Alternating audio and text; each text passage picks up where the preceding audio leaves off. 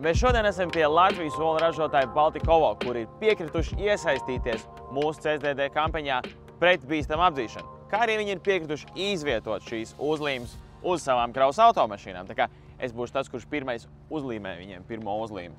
Galvenais, lai taisnīgs varētu.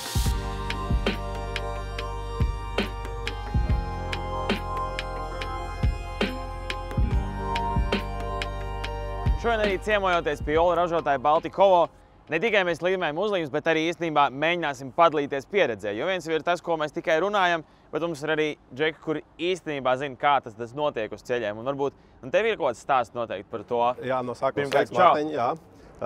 Jā, man ir ļoti daudz stāstu. Es esmu pie stūres konkrēti smagai mašīnai vairāk nekā 10 gadus. Esmu izbraukājis Eiropu, Skandināviju. No tās mūsu rallija prizmas arī ir kaut šie brīži, kad jau mēs sporta mašīnā jūtamies bezpalīdzīgi. Tad es gribēju prasīt, kurā brīdī veidojas tā sajūta, kad tu smagajā mašīnā jūties bezpalīdzīgs kaut kādā bīstamākā tajā apdzīšanas manevrā? Nu jā, protams, viss tas ir atkarīgs no braukšanas ātruma un no kravas, kas tev ir iekšā. Jo, teiksim, kravas mašīna pilna ir uzkrautās, ir 40 tonnas, un apstādināt 40 tonnas ir diezgan sarežģīti. Ko es vēl iedomājos par drošību? Jums šī krava, kā tu minēji, 40 tonnas ar olām, nu, teiksim, pie kādām bīstamākām bremzēšanām un apdzīšanām nav bijis tā, ka tu atver vaļā durvis un tur ir olu kultens izlīst ārā? Jā, protams, ka ir bijis, un nevienreiz vien.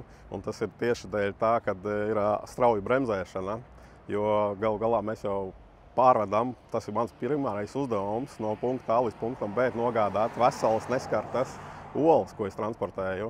Un tas, jau, kā jūs zinat, ir diezgan trauls priekšmets.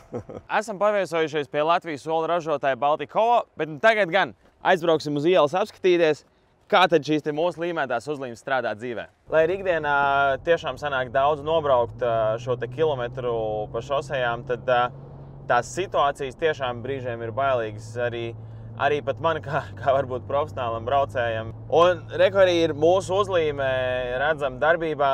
Un ja mēs neredzam, kas ir aiz smagās mašīnas, mēs vienkārši neapdzenam. Jo atpakaļ ceļa nebūs. Ja neredz, neapdzen.